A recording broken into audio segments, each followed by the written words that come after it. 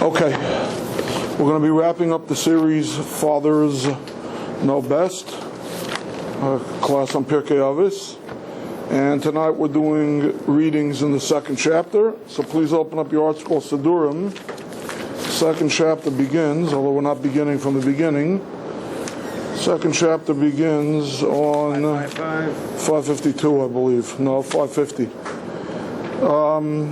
But we're going to actually be starting from 553 in the English. Okay. Ed, can I trouble you? Sure. Go up to my office on a clipboard on top of my desk is the attendance sheet. I have a pen for it down. I'm sorry. Okay. Fine. Okay, we're going to be starting from the top of page 553. Mishnah Vav, the sixth Mishnah in the second parak.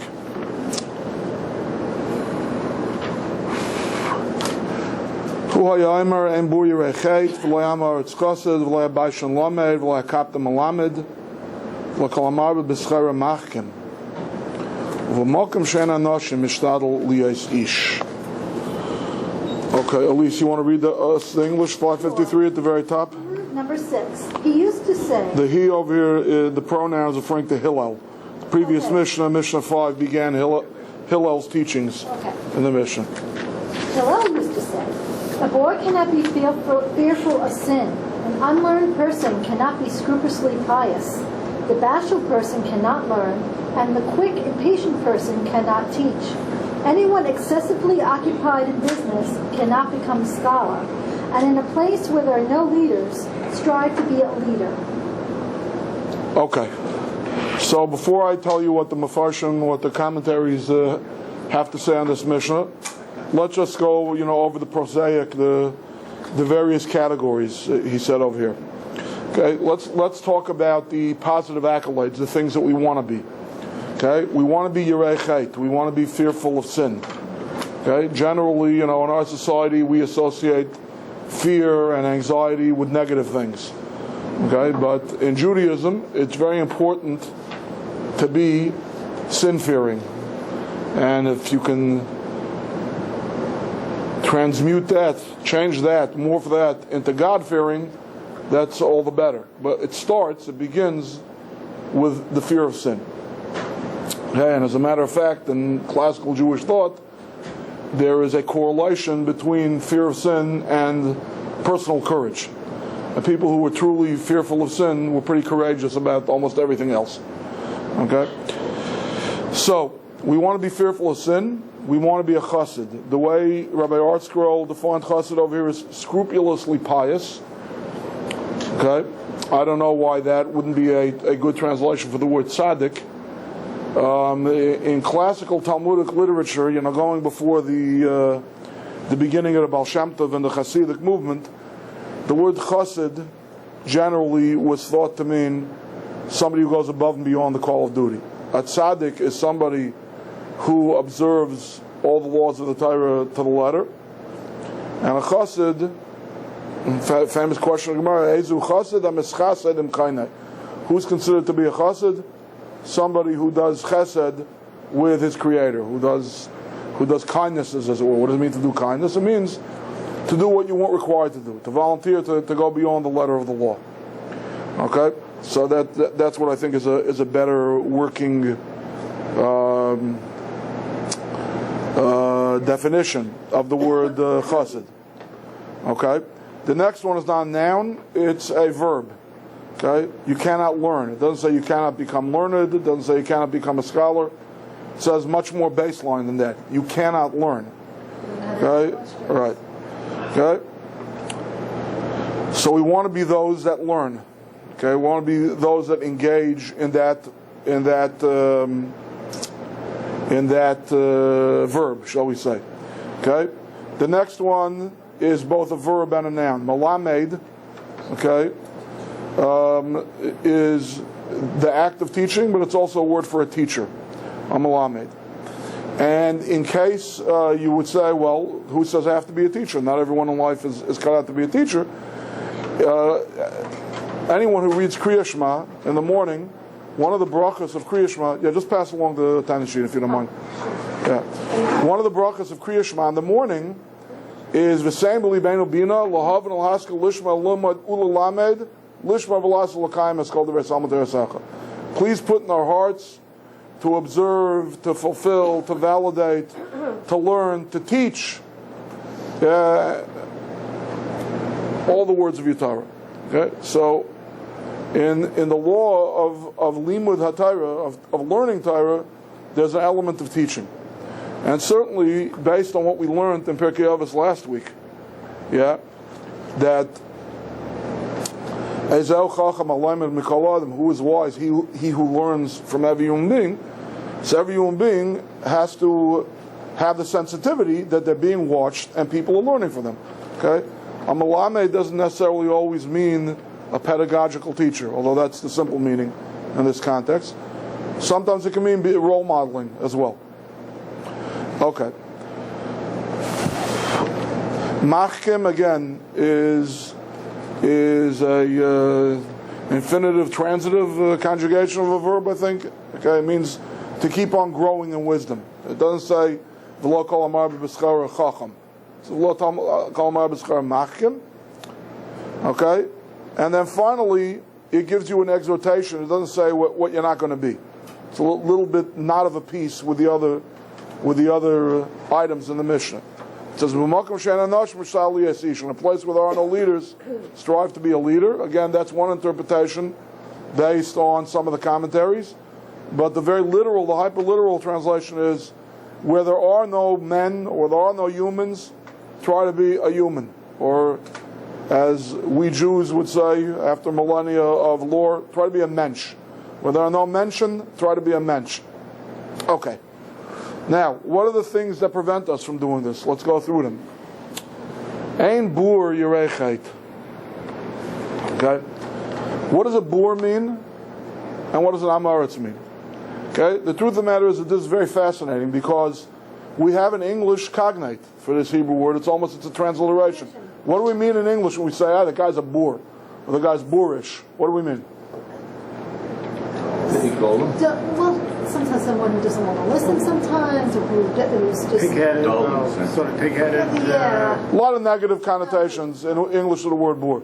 Somebody uncouth, somebody ill-mannered, somebody without a lot of education.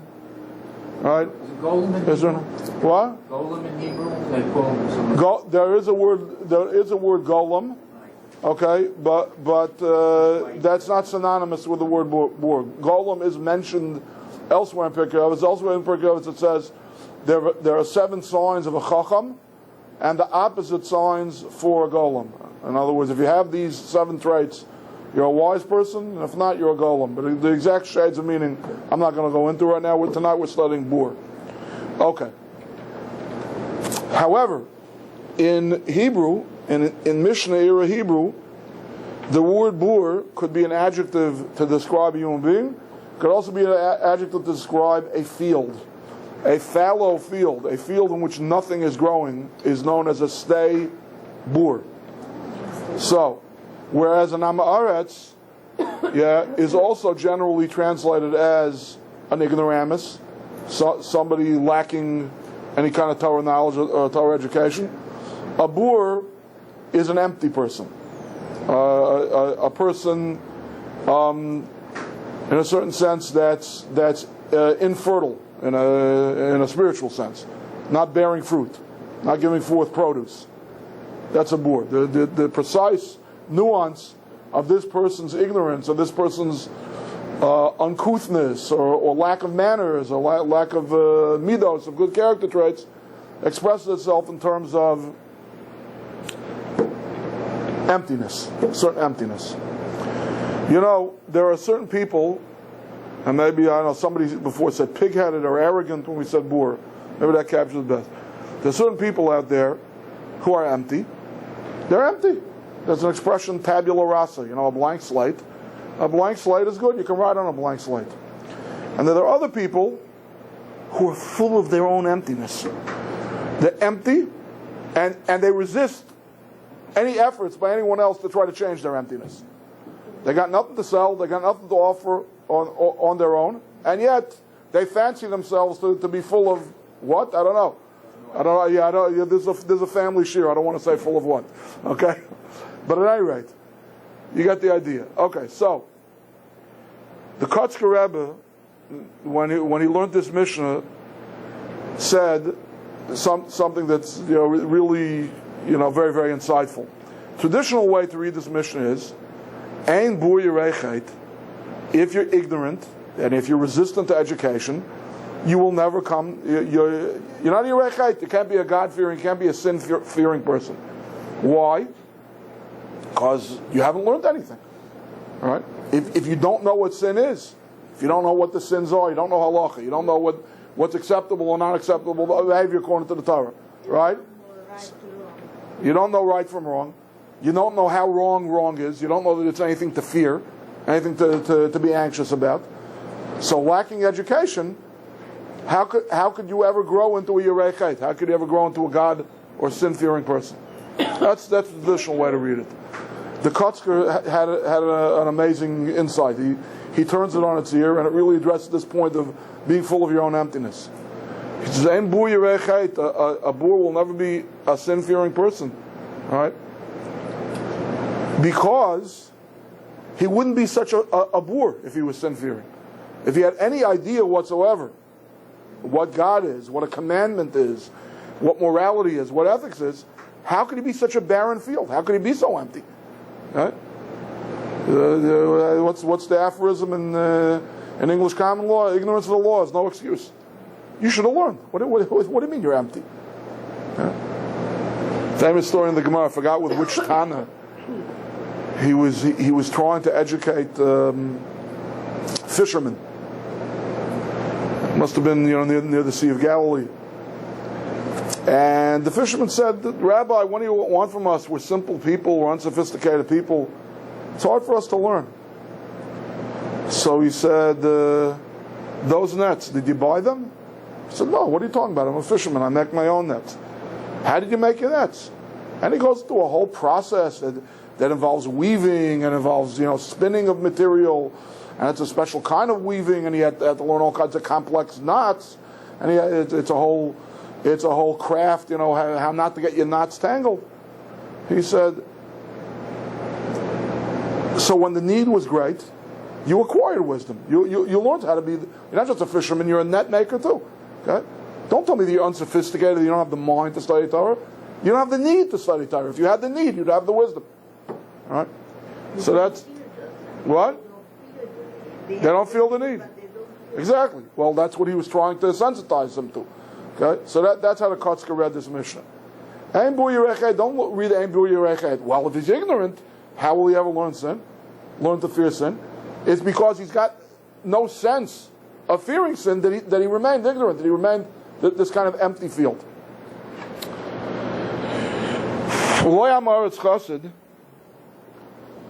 So again, I'm going to, with all due respect, I'm going to differ slightly. Okay, for those of you watching on Torah Anytime, eventually when this gets posted on the internet, I'm slouching a little bit because I see the image that's gazing back at me that the cameraman left. When I sit tall in the saddle in the seat, I'm getting decapitated. The top of my head is coming off. So you'll have to forgive me. I'm slouching a little bit. That would be too simple. Okay, here comes Ed. He's going to. No, I don't think you have to adjust that. I think you have to adjust the camera. You have to push the camera up a little bit. That is the handle. That is the handle. That one goes. Sit up straight. So you can. Oh, there we go.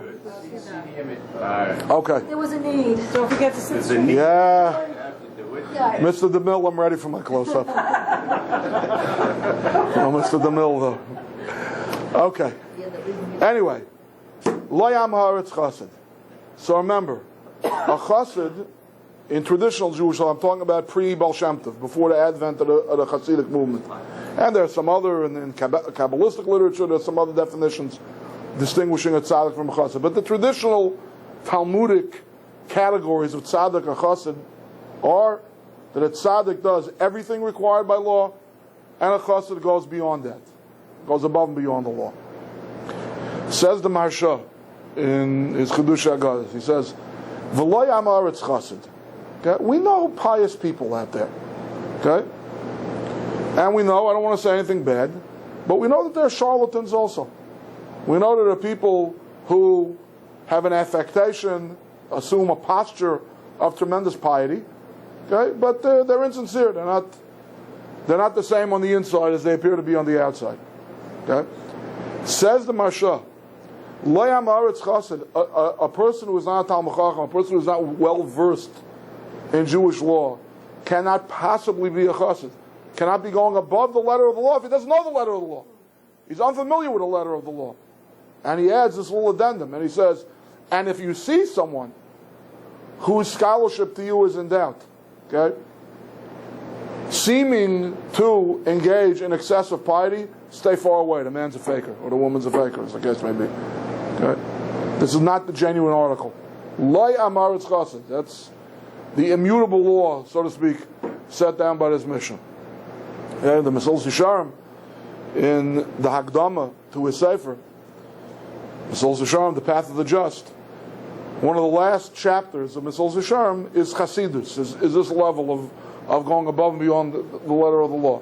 And in his preface, he writes about people who think that Chasidus consists of interminable recitations of Tehillim. I'm not saying Tehillim is not a good thing, and sometimes even interminable recitations of Tehillim is a good thing.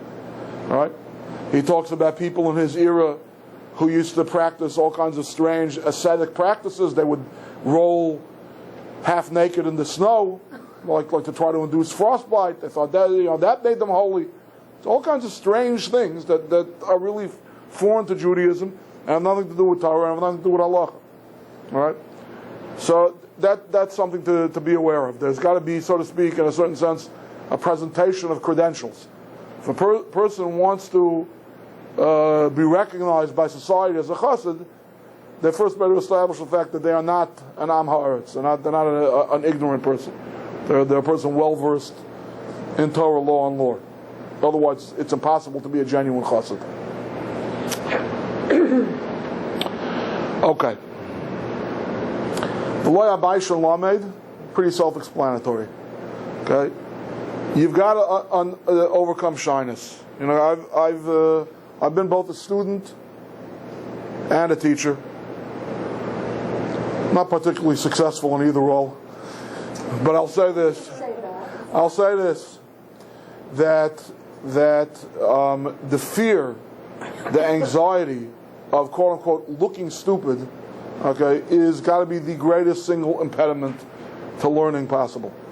Okay, there are so many students I've had, again, both children and adults, who preface their question. They'll say, "Rabbi," or Rabbi is the case to be, "I want to ask you a stupid question." So don't say you want to ask a stupid question. Just ask the question. You know, I'll decide if it's stupid or not. You know what I mean?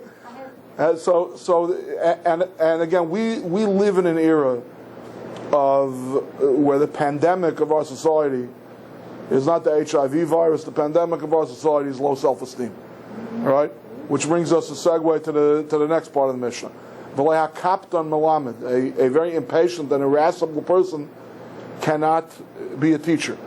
Okay, and it's not just a question of emotionally, am I impatient? Okay, you've got to, if you want to be a teacher, okay, you've got to squelch any feelings of impatience or an inability to quote unquote suffer fools poorly, okay, and God forbid, never ever insult or be sarcastic or be facetious with a student, because if the student was brave enough, so to speak, to ask a question, okay, you can set them back light years with one cutting remark. I have to tell you that when I was a kid, I had some old school Eastern European style Rabbeim, and sometimes they would be very cutting with their remarks.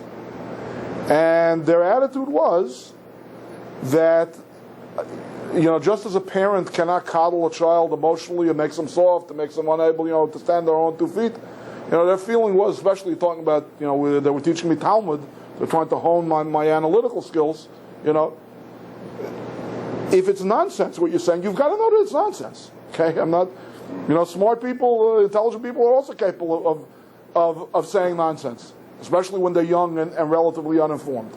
All right? So a lot of these Rabbeim would not hesitate, to say, oh, ja, gesund auf dein Kopf, oh, Kartoffelkopf, potato head, I was called, one of my Rabbeim told me once, it's hard to explain. What's a mekach tois is like in Fiddler they say he promised him a horse but he delivered a mule, right? This Rebbe of mine said your father kind of pushed you into my class. He promised me a horse but he delivered a mule. That's essentially what he's saying, and so on and so forth. But the bottom line is the times they haven't changed, and this kind of education doesn't fly.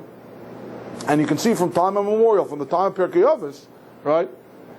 Even if maybe sometimes some cutting remarks are made, but on an emotional level, you cannot be impatient. The famous Chazal that says you can't compare the capacity of a teacher who teaches, or a student who learns their parak, learns their chapter 100 times, reviews it, to one who does it 101 times. That extra ounce of patience is priceless. The ability to be patient is priceless. And maybe I'm going to say something radical now. Okay, if a person feels they're in a setting, okay, where they're assuming the role of the teacher and they've got to teach something, and they're in a bad mood, or the student that they're dealing with, it's too emotionally fraught. Okay, you're going to lose it. Okay. And even if you don't call names, and even if you don't, make a cutting remark, it's going to come out in your voice, in your demeanor, that you just can't tolerate this. Don't teach. Don't teach the person. Better they should remain ignorant. Eventually they'll find a teacher that's a better match than you. Okay? But if you teach them, especially Torah, and you teach it with them in a vitriolic way, in a way that it becomes a negative, humiliating, self-esteem crushing experience, that's it. You may have lost them for good. You may never see them again. There's a finite capacity for a person to overcome their shyness and to overcome their anxiety about being embarrassed or humiliated, and it's very easy to blow it. Yes, Elise, you want to say something about shyness and students? No. It was just a comment I had when I was in 8th grade. I had an English teacher who basically said there was no such thing as a stupid question. Right, a good teacher. Yeah, he was. Something I always remember. Ms. Bennett, you want to say something? I just wanted to say that when my boys were going to school, I reminded others, my husband never asked them, did you have a good answer? He always said, did you ask a good question? Because that's more important to ask a good question. Yeah. I go a step further. Did you ask questions? That's all. Yeah. Good, bad, fair, middling. You have to keep on asking questions. If you don't understand, you got to keep on asking questions. That's what it means here in Abai Shalamed. For like Captain Malamed. Is that possible that Hasidic is also not only a tzaddik but a Hasid, because not only he does it by the law, but he loves what he's doing too. Does it have anything to do with? That's I alluded to in the Kabbalistic literature. Reb Chaim Vital writes in Shai Kedusha. He has a different definition of a tzaddik and a chassid. His definition of tzaddik and a chassid is a tzaddik is somebody who does everything right, but they're still struggling with themselves. They've got tests to overcome to do the right thing. And a chassid is somebody who's gotten to the point where it's natural, where they're not fighting with themselves anymore. It's become so part of their being that they're just naturally drawn to always doing the right thing. Okay, but I really think that within one person there could be parts of their personality that can be a chassid, and parts of their personality that can be a tzaddik. There's certain things that we're struggling with, and there's certain things that we're just drawn to naturally after a point. Ed, do you want to ask something? I was thinking in the yeshiva world, you can't be bashful if you're learning. You got to be back and forth and yelling and screaming, and there's a. See, but that's a little bit different. Be a bashful guy. That's a little bit different. See, that's one of the beauties of that facet of the yeshiva education system, is that you don't just have a Rebbe, you have a Chaver, you have a Chavrusi, you have a peer, you have a study partner, where the presumption is that it's a level playing field. It's a lot harder in a teacher-student setup where it's hierarchical, where it's a given, okay, that the teacher knows much more and understands much more profoundly than the student does. That's when it becomes much more challenging to voice your opinions and to express what it is you don't understand. And on the other hand, it's a greater test for for the teacher, not to lose their patience, so to speak. Okay. So again, Rabbi Artscroll defines it as where there are no leaders, strive to be a leader, and many of the commentaries agree with that translation. But I want to share with you two insights that don't match with the translation of the Artscroll. Rabbi Yonah, who wrote a commentary on Pirkei Avos, says that b'makom she'ein ha'nashim mishtal v'yesish, he kind of looks at it as a segue from the last couplet of how to be a student and how to be a teacher. Okay, it's moving beyond that. Okay, there are situations in a person's life where he can be a student or she can be a student, and they'll have mentors, they'll have teachers. And when we say teacher, we're not just talking about the dry halacha, learning the mechanics of how to observe Shabbos or how to daven or how to keep the mitzvah of shatnez and so on.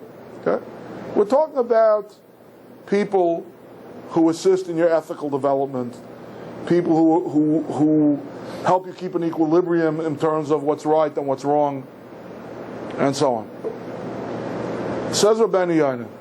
So one of the great functions of a Torah Rabbi, not just not just a college professor, an instructor comes in, gives an erudite lecture, and goes home, right?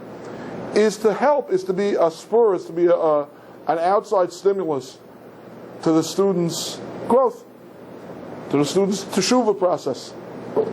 Says Rabbi Yonah, b'makom she'ein ha'nashim, where there are no greater people than you, where there's nobody from the outside, okay, kind of banging on your head and saying, there's a beautiful metaphor in the Gemara. The Talmud wants to talk about hashgacha pratis, wants to talk about divine providence, and how even the minutiae, even the sweating the small stuff, so to speak, is handled by divine providence. So the Gemara says, Ein lecha kol esav ve'esav, she'ein lo yisar l'mala she'maka al rosh v'ayma lo gadel. He says, there is no blade of grass anywhere in the universe that does not have an angel on high hitting it overhead and exhorting it and saying, grow, grow. Okay? That's how, okay? It's not just causality, it's photosynthesis, it's botany, green leaves, they absorb the sun's rays, they grow. Yeah, on one level, that's what's going on. On another level, there's an angel there that making that blade of grass grow. Okay, so we all need our better angels banging us on the heads and telling us, grow, grow, grow. All right? We're also botany. Pasuk says, man is but a tree of the field. Says Rabbi Yonah, if you don't have that outer stimulus, Can't have an inner stimulus. no, then try to be a mensch on the young. Then you've got to try to grow from within. You've got to try to spur yourself on. There are going to be times in our life when the mentor isn't there, when the rabbi's line is busy, when the network is down, whatever it is. Okay, there can be a lot of different scenarios. Yeah, where there really is nobody to turn to. You got to turn inwardly.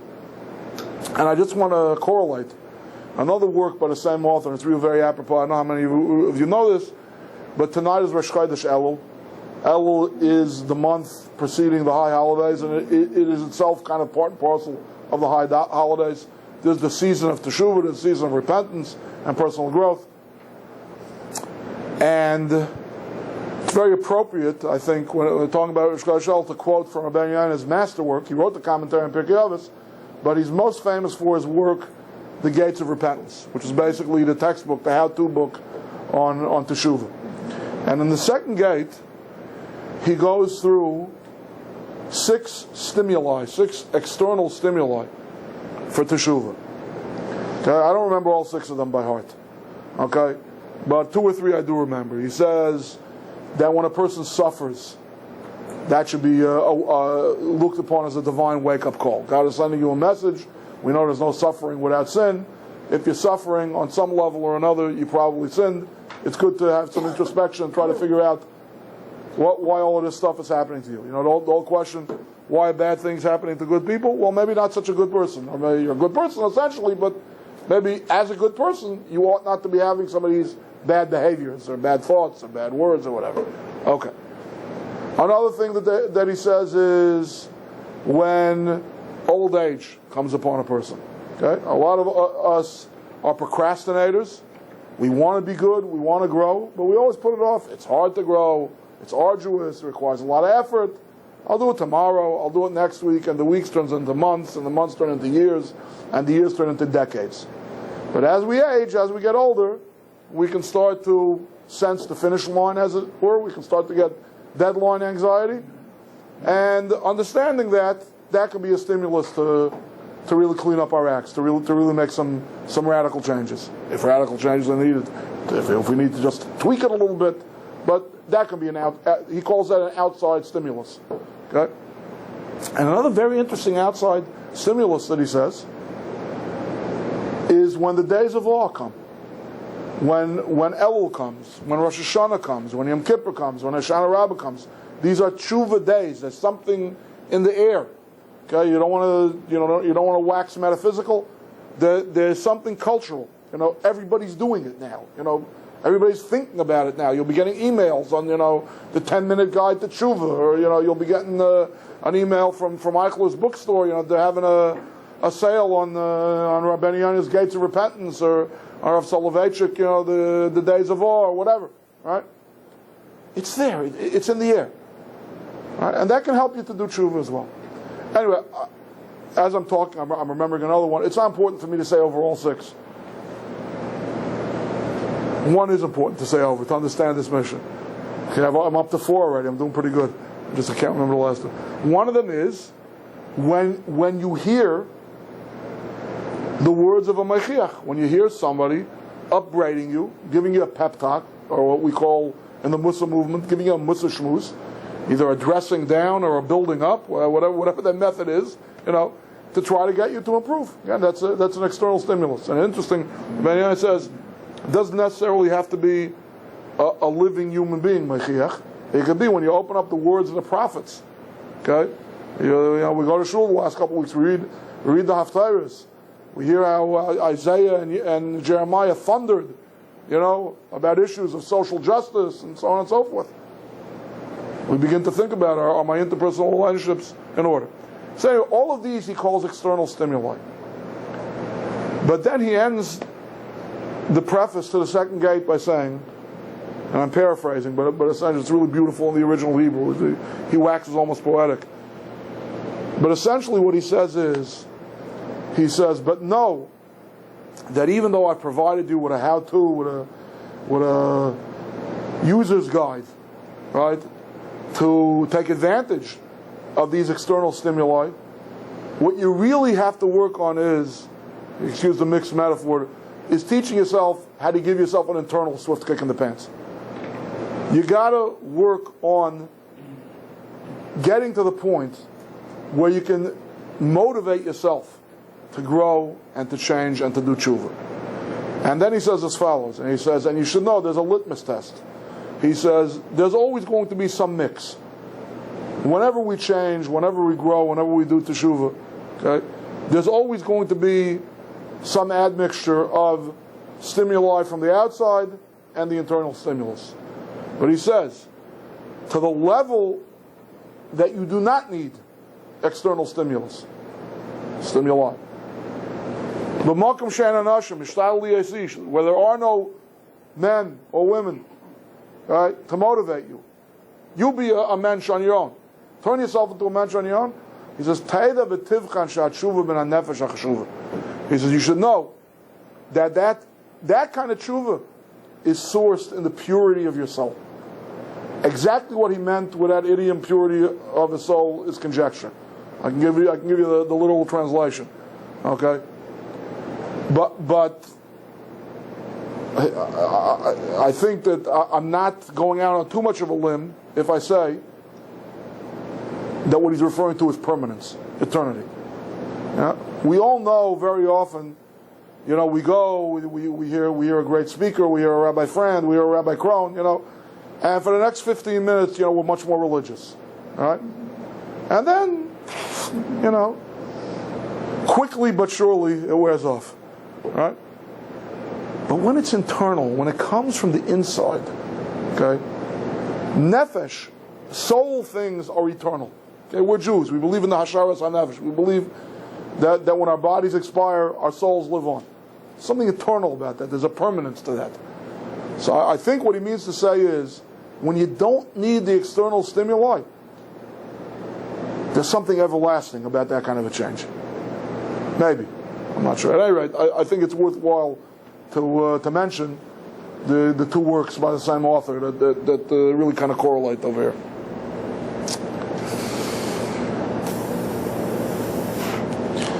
The Ruach Chaim on this Mishnah, Reb Chaim Volozhiner, says as follows. There are two ways to read the Reb Chaim Volozhiner. Okay? We started the Mishnah by saying you have to be a Yirei Chet. You have to be somebody who fears sin. And someone who fears sin is the first stepping stone towards becoming a God-fearing person. Okay? When we are God-fearing people, and we're God-believing people, that means we will cease and desist from sin where God is the only audience. Okay? It's very easy to behave like a mensch when you're a room full of people. Okay? If you lose it, if you start cursing or if you exhibit anger management issues, so society will think much less of you. Socially unacceptable, certain behaviors. You live in a frum neighborhood, right? You're not going to buy a tray for candy bar and eat it. All right? And I don't have to give you examples. There are hundreds of examples. There are certain things where if you're in a culture that's attuned to Torah, that's attuned to halacha, right? Certain things are just unacceptable and you would never behave that way in public. But that's not the true litmus test. True litmus test is, what do you do when you're all alone? Where there are no other witnesses other than God. When you're in a room full of people and you're all alone. What do I mean? When we're talking about the sins that occur in the mind and in the heart. Okay? No one but God can know when you're advising a person. Some person comes to you for advice. There's a prohibition in the Torah to give somebody self-serving advice. Okay? And a lot of times it's not evident to the person who's asking. They won't know the difference. They're in the dark. They're ignorant about the matter they're turning to you for advice for. Right? So you can give them sincere advice that's only going to help them and won't help you at all. Or you can give them self-serving advice. You can manipulate them too. And they'll never be the wiser. Not only aren't they the wiser now, they could take the fall. 10 years from now, they won't be the wiser. I'm not talking about, somebody who told B, go invest with Bernie Madoff. Eventually, maybe you knew the bubble was going to burst. I'm talking about situations where they'll never find out. There are a million scenarios like that. When we're doing things, okay,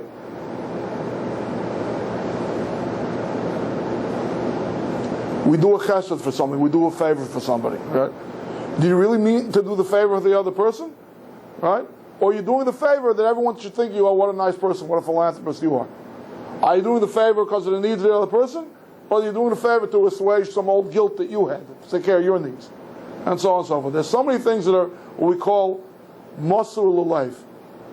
They're given to the heart of a person. Nobody except the omniscient, all-knowing God who sees into the hearts of human beings will know if you're sinning or not. So that's what this Mishnah means. The places where there are no people, there's no human audience, you still have to strive to be a mensch. Be a mensch before God, not before other menschen, before a human audience. Another reading of the Reb Chaim Volozhiner is that's a good spiritual practice to go into seclusion sometimes. A lot of us, human beings are social animals. We want society, we want chevra. It's very supportive and it's very encouraging. Tefillah b'tzibur, we do congregational prayer. We don't, we like to daven with a minyan, and so on and so forth. A lot of our mitzvahs, a lot of our religious life is done as part of a larger unit. But there's an avodah, there's a way of serving God where you go into solitude. And that's another way to read this Mishnah. It doesn't mean if you just happen to find yourself through circumstances, you find yourself isolated. Every once in a while, isolate yourself and do something religious then, so to speak. Also, try to commune with God when you've made yourself all alone. Yes. I thought it was antithetical to Judaism that you're not supposed to do things alone. You are supposed to do things in a group, so to speak. Yes or no? Most things are supposed to be done in a group. I can't say most things are supposed to be done in a group. There are many things where you need a group to do it. Right? There are many other things, just circumstantially it comes out that you're doing them in a group. Right? Nevertheless, there is a place, occasionally, Reb Chaim Volozhiner says, there is a place for individualism and isolation. Okay? I mean, there are, segments of the Hasidic movement, the Breslover Hasidim. This is a major cornerstone of Breslover Hasidus. It's every day, they take a walk in the forest. If they live in an urban setting, I don't know exactly where they go. Under the bed covers at night. I don't know exactly, but this is the thing. It's called Hisbadus, to try to be alone with God, as it were, as an individual. To be contemplative. Right. Okay. I'm not disagreeing with it. Right. Just trying to understand the concept. Rabbi Schwartz, Yes. can I ask a stupid question? Go ahead, potato head. What if, you're learning Torah, and, you evolve to a certain stage where it's no longer, you're not battling to steal and to murder and to commit adultery and to idolatry. That's not, you evolve to the point where you feel like you didn't really bench with kavanah or something else. Okay. Are those sins seen as serious as those other ones that I mentioned, like when you're trying to be a Torah observant Jew and you're in a totally different, like you're swimming in a different pool? So are those sins like the same as like the real biggies that? Oh, Gewalt, you promised a horse and you delivered a mule. What'd you do to me here? No, I'm just kidding. Okay, look, this is really a kind of a segue to my discussion I was having with Ms. Bennett a minute ago. How I think that the categories of tzaddik and chassid can coexist within a single person. Okay? That's our original idea. This is really, you've probably heard this in lectures before. Most clearly it's articulated in the works of Rav Dessler. Have you ever seen the English book Strive for Truth? It's an English translation of Michtam Elio from Rav Dessler. He talks about something called Bechira point, or Bechira points. And the allegory that he gives is that our moral and ethical battles, our spiritual growth, what Chazal call the Mulchemes HaYetzer, the war with the Yetzer Hara, with the inclination to evil, is not total warfare. He says there's a sliding front. He says on any given day, there's a very limited amount of acreage that's being contested. Try to imagine two enemy armies, right? Civil War. The Union versus the Confederates, right, and they're meeting right at the Mason-Dixon line. All right? So you advance 100 miles, you retreat 100 miles. Then there's a counteroffensive, and they get into Union territory 50 miles, and so on and so forth. Right? There's a whole large swath of the Confederacy that's solidly in the Confederacy's hand. The Florida Panhandle, the Northerners are not taken, right? And the state of Maine, the Confederacy is not taken, right? But it's those middle states, it's those border states that where most of the battles were fought. Virginia, Pennsylvania, and so on and so forth. There was a Western theater, right? But so you're moving back and forth, right? And so the challenge of every human being, when we talk about growth, is you have to keep on raising the bar. You have to make more and more points of your psyche, of your personality, of your neshama, right, firmly in the grips of your yetzer tov, of your inclination to good, right, and fewer and less of what you are in the grips of the yetzer hara. But on any given day, there's going to be stuff within you that's within the grips of the yetzer hara that's not even where your bechira is. You really have no choice. You really are predestined, so to speak, to fall, to sin in that department. Maybe half a year from now won't be that way. Okay. Now, in terms of seriousness, I can just tell you this, okay? We might have it backwards, okay? Obviously, in a sociological way of looking at things, okay, there's nothing as serious as murder, as idolatry, as adultery, as gross Shabbos desecration, right? Some of the cardinal sins that you mentioned.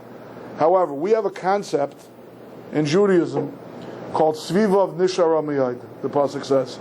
Those around God, closest to God, He's exacting and demanding of them like within a hair's breadth.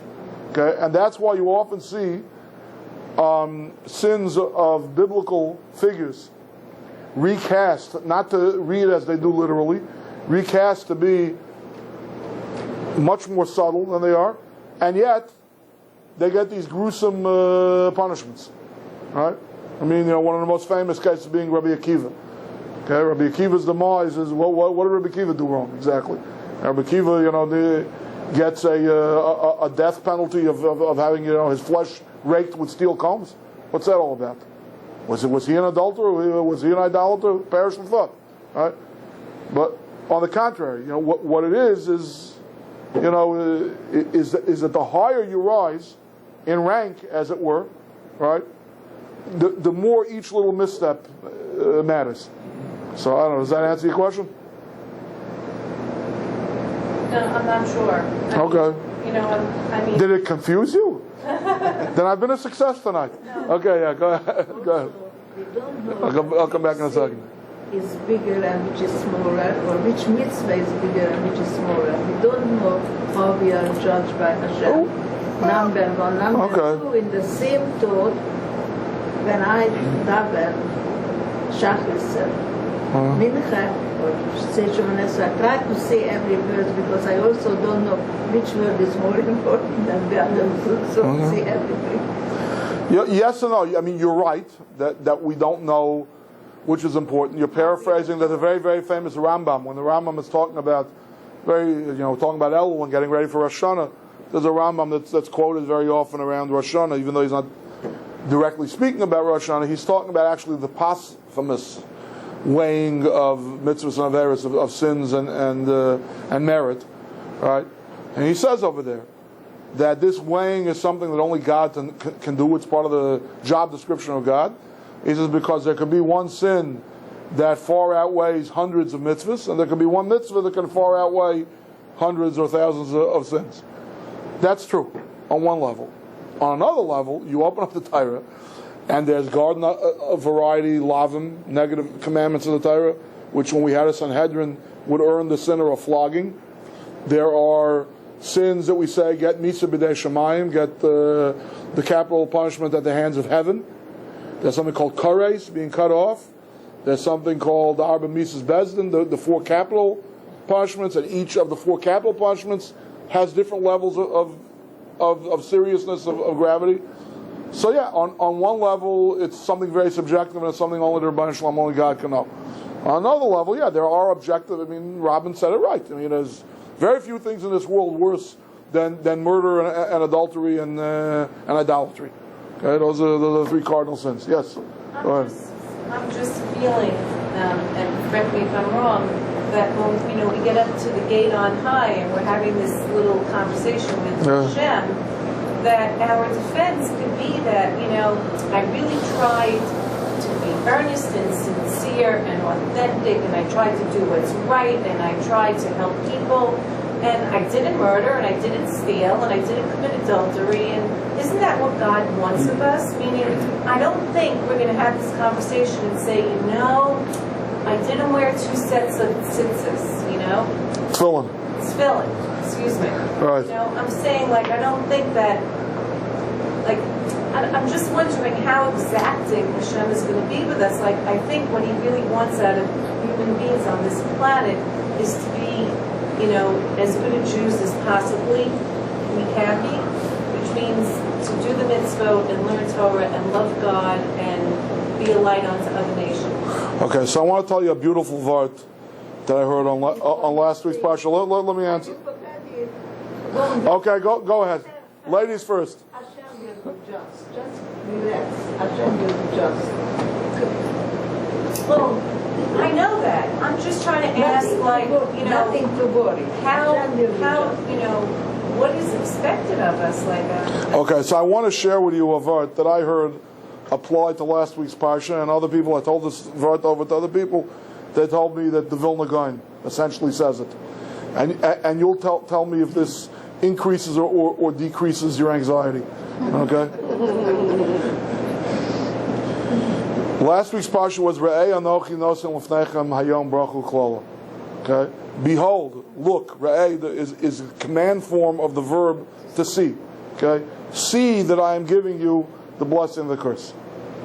It should have said understand, intuit. What does it mean to see? Okay? So I heard a beautiful thought like this.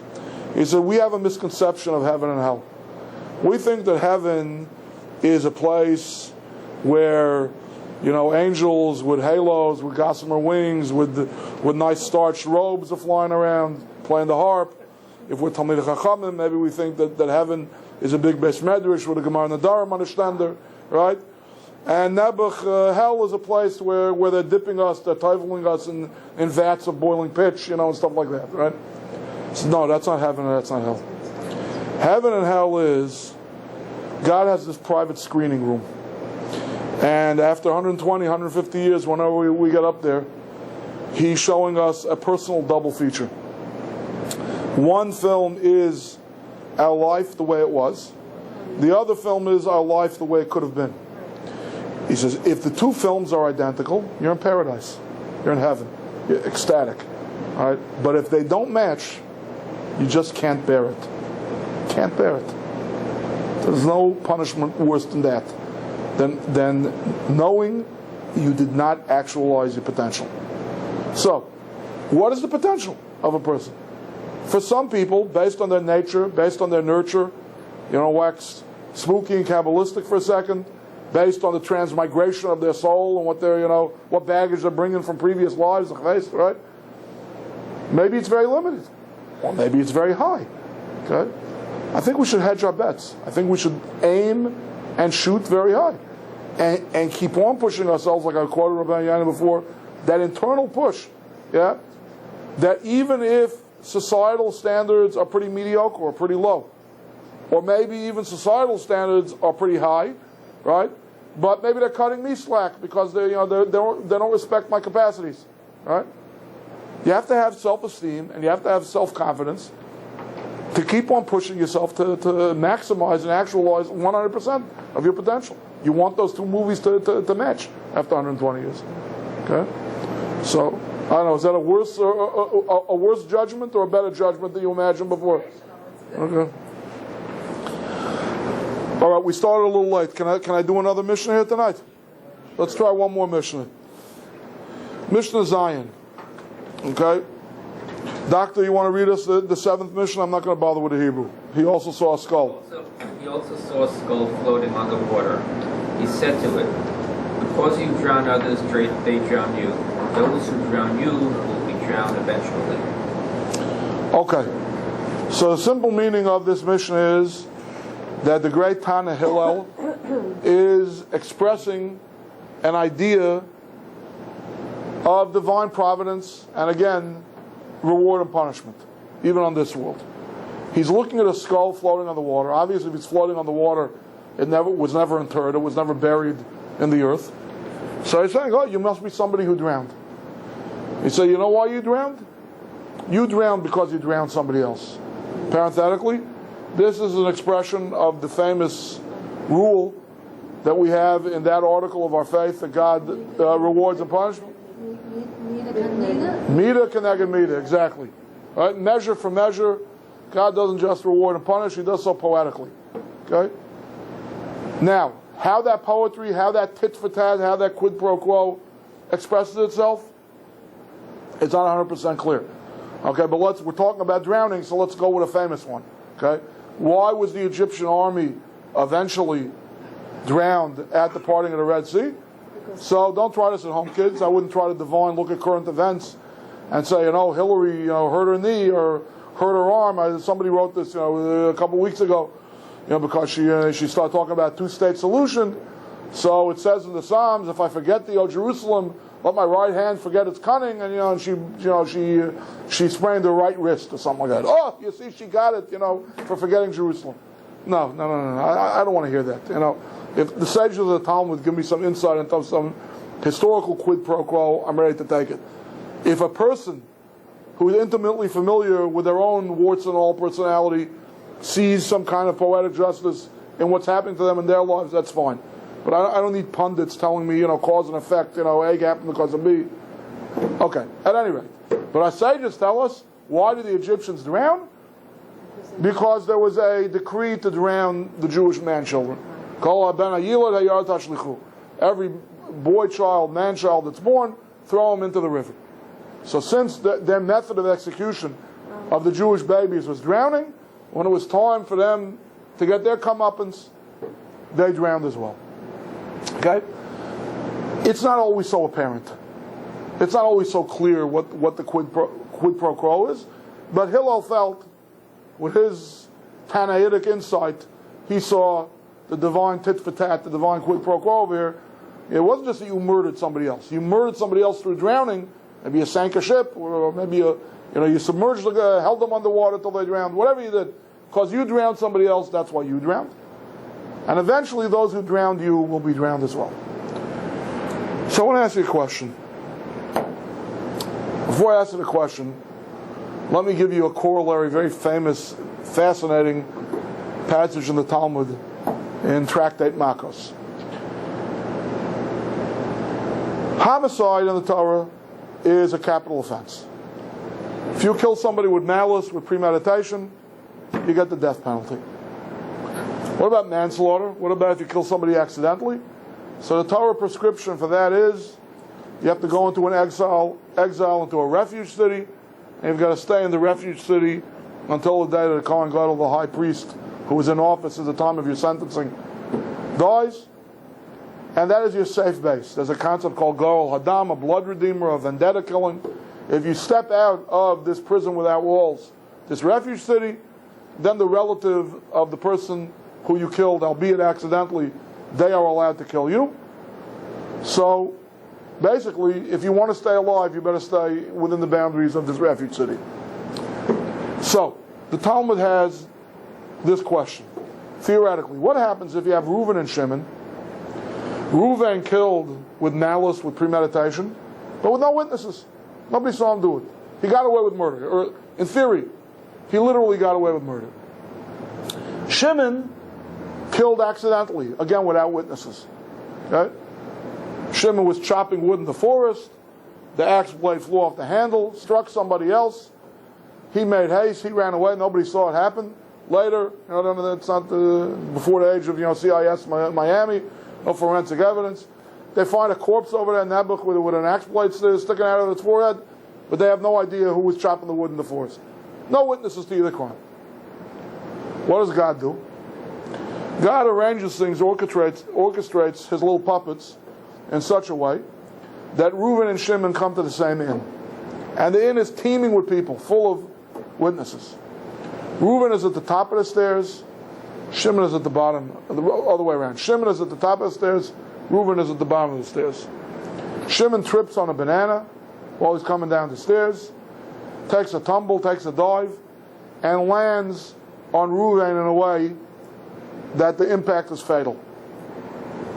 So God arranges things that everyone gets what they're supposed to get.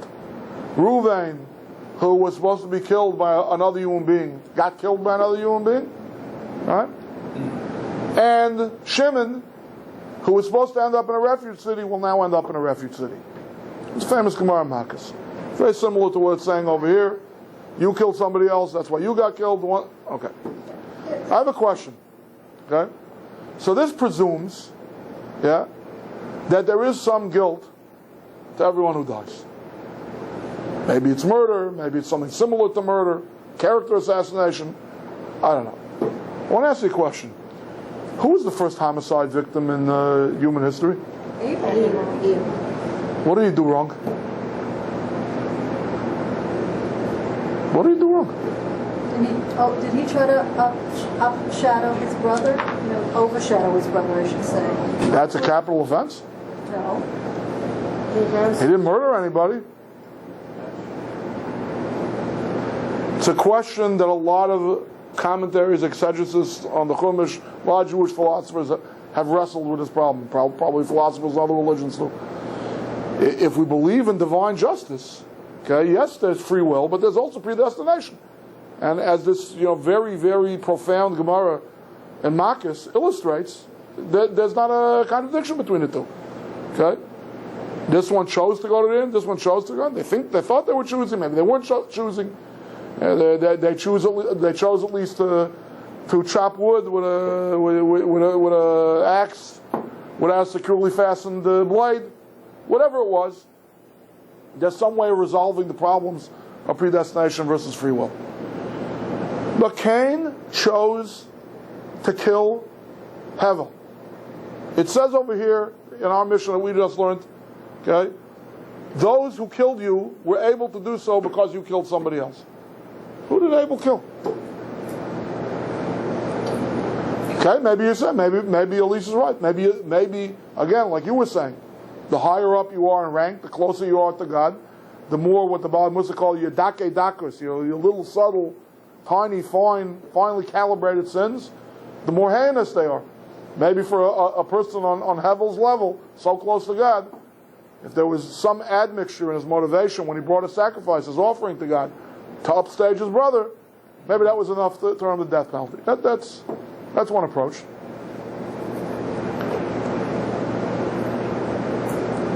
The Rakanti says that the sin of Hevel, the hubris of Hevel, that caused him to die, was that when the divine fire descended from heaven to consume his offering, he shouldn't have looked. It was improper for him to look.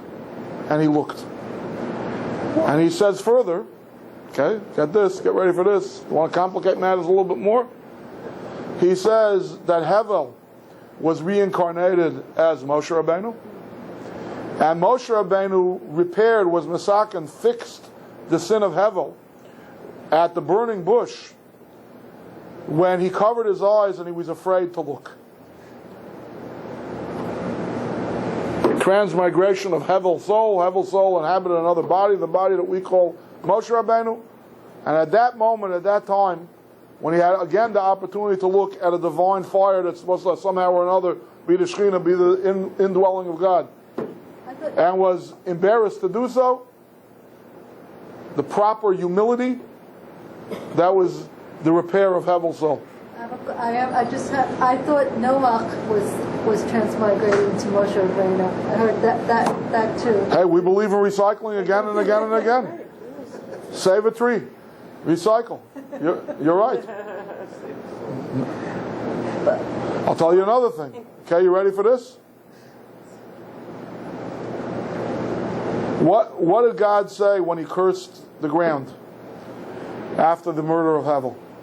He said, "Cursed is the ground that opened its mouth to absorb the blood of your brother."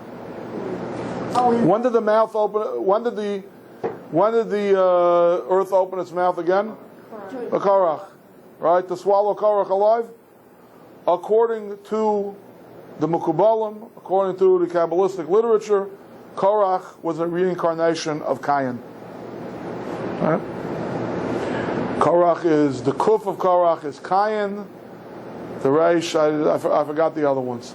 But anyway, Korach is supposed to be a reincarnation of Cain. So essentially, the first time around, Cain kills Hevel, and the second time around, Moshe, who is a reincarnation of Hevel, through his prayer, right, he's the one who said him, if they'll die a natural death, then you know that I'm a charlatan. But if some miracle occurs and the world will open up its mouth and absorb them, then you know that I'm genuine, that Hashem sent me. So the first time around, Cain kills Abel. The second time around, on the recycling level, Abel kills Cain, in a certain sense. Okay, so what I'm trying to say is, this is all very mysterious, especially if you posit. You have to forgive me my indulgence. I'm almost on vacation, so I'm getting a little intoxicated over here. About 2 years ago, I gave a series here at the center on reincarnation. I happen to remember, this stuff from my research and during that class. But suffice it to say that this is not something we should try at home, kids. A Hillel can look at a skull and say with certainty, right, you were drowned because you drowned somebody else, and those who drowned you are going to be drowned as well. But once you start factoring in Gilgulim, once you start factoring in reincarnation, once you start factoring in all other different kinds of what can make Mida Kenega Mida, what can make the justice poetic or not, it's not so simple at all. I want to close with one last thought. This is from the Chassid Yavitz. He says as follows. He says, it's very fascinating. You would think, remember I mentioned before, there is this concept in the Torah, but it's singular. It's only for this. This idea of the blood vendetta, the idea of a murderer, the relatives of the murder victim can kill the murderer if he's off the safe base. All right? But that is an exception that proves the rule. The rule in halakhic jurisprudence is vigilantism is not allowed. Even if you know that somebody worshipped an idol, even if you know that somebody desecrated Shabbos, even in the age of Sanhedrin, where people were tried for those crimes/sins and sentenced to death, right, it's not up to an individual vigilante to kill them. Says, okay, in a second, let me just finish this thought. It's a good question, but just hold on a second. Says the Chassid Yavitz, he says, it's striking what Hillel is saying over here. If the skull that he's talking to, okay, let's call the skull that we're talking to Shimon, right? There's Reuven, Shimon, and Levi. Hillel is talking to the skull floating on the water, and he says, you, Shimon, you're floating here, you were drowned here, right, because you killed Reuven. And Levi, who drowned you, right, he's going to be drowned one day too. So Yavitz asks a simple question. What do you mean? I don't have the Hevel question over here. Yeah? Shimon had it coming to him. Shimon drowned Reuven. Shimon should be drowned. Why is Levi going to be drowned? Levi did a good thing. Levi killed a murderer. He didn't kill an innocent person. The answer is you don't take the law into your own hands. There's got to be due process. And the mere fact that Shimon was guilty of murder, that's not Levi's cheshbon. That's not Levi's job. That's not Levi's role. That's not what he's here to do. Your question is, what about Pinchas? Right. Pinchas was a vigilante. Okay. Two answers. First of all, there are rare occasions when vigilantism is approved by halacha, but those are always preempted. That's before the crime is committed or in middle of the commission of the crime.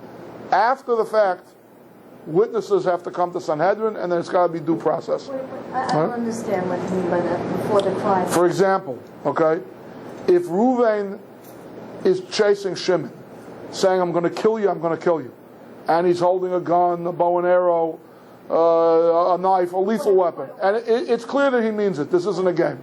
Okay, that's called a rodef. That's called somebody, a pursuer. Okay, and the rule is, anyone who observes this can save Shimon with lethal force against Reuven. Assuming that you cannot save Shimon by wounding Reuven, you're allowed to kill Reuven. But the second that Reuven has killed Shimon, then it's hands off. Then you're not allowed to touch Reuven anymore. So it's always preemptive. It's always the only time that vigilantism is allowed. Okay. A. B.